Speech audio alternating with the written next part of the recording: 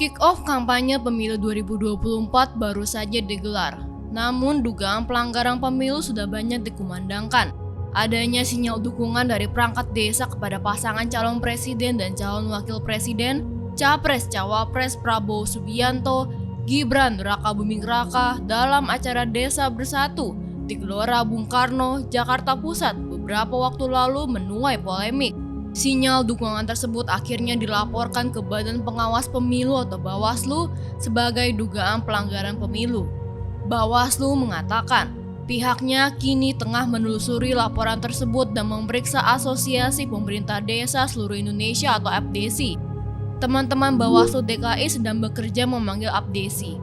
Kalau nggak salah Senin 27 November ini untuk meminta keterangan dari APDESI, kata Ketua Bawaslu Rahmat Bagja di Monas, Jakarta Pusat, Minggu 26 November 2023. Sebelumnya juga mencuat kabar soal temuan fakta integritas PJ Bupati Sorong, Yan Pietmoso, dengan Badan Intelijen Negara atau BIN, daerah Papua Barat untuk memenangkan Ganjar Pranowo pada Pilpres 2024. Adanya dugaan pelanggaran soal fakta integritas itu pun diakui oleh Badan Pengawas Pemilu atau Bawaslu.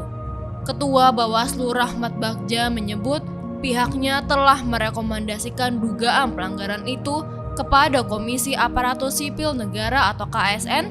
Ia mengungkapkan ada beberapa pejabat lainnya yang diduga ikut melanggar.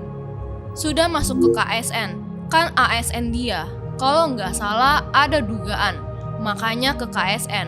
Kalau nggak terbukti kan nggak masuk ke KSN, kata Bagja di kantor Bawaslu Jakarta Pusat Jumat 24 November. Selain itu, sempat juga mencuat polemik pencopotan baliho salah satu pasangan Capres-Cawapres di beberapa daerah. Anggota Komisi 2 fraksi PAN Gus Pardigaus pun angkat bicara soal maraknya dugaan pelanggaran pemilu. Menurutnya, pelanggaran akan semakin banyak menjelang pelaksanaan pemilu.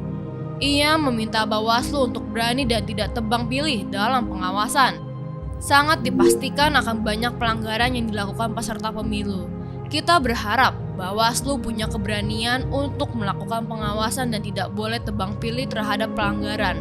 Ini guna menjaga wibawa Bawaslu itu sendiri, kata Gus Pardi kepada Forum Keadilan Rabu 29 November.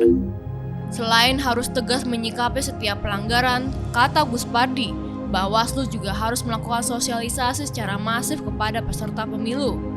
Perlu ada edukasi yang masif disampaikan ke semua peserta pemilu dan elemen masyarakat. Apa-apa saja yang boleh dan tidak dilakukan.